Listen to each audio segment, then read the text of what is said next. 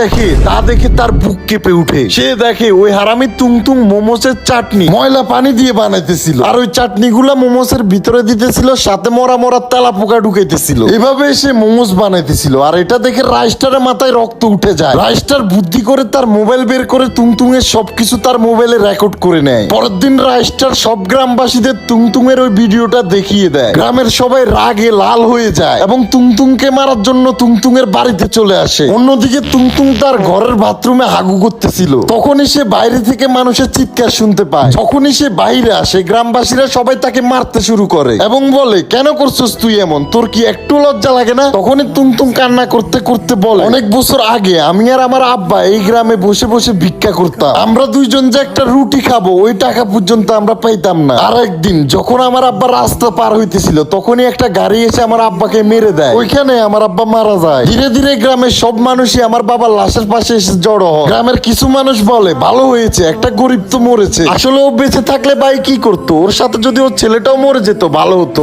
ওইখানে থাকা কেউই আমাকে সাহায্য করেনি। আমার বাবার এই অকাল মৃত্যু আমি কোনোভাবেই মেনে নিতে পারিনি। আমি সিদ্ধান্ত নিয়ে এই গ্রামবাসীরা আমাকে এবং আমার বাবাকে যেই পরিমাণ কষ্ট দিছে, তার থেকে 1000 গুণ কষ্ট আমি তাদেরকে দিব। তখনই রাইস্টার বলে, আমি মানি তোমার সাথে যা কিছু হয়েছে তা অনেক খারাপ হয়েছে, কিন্তু এর মানে এইটা না যে তুমি একজনের শাস্তি পুরো গ্রামবাসীদেরকে দিবে। এরপরে গ্রামবাসীরা তুংতুংকে পুলিশের হাতে তুলে দেয়।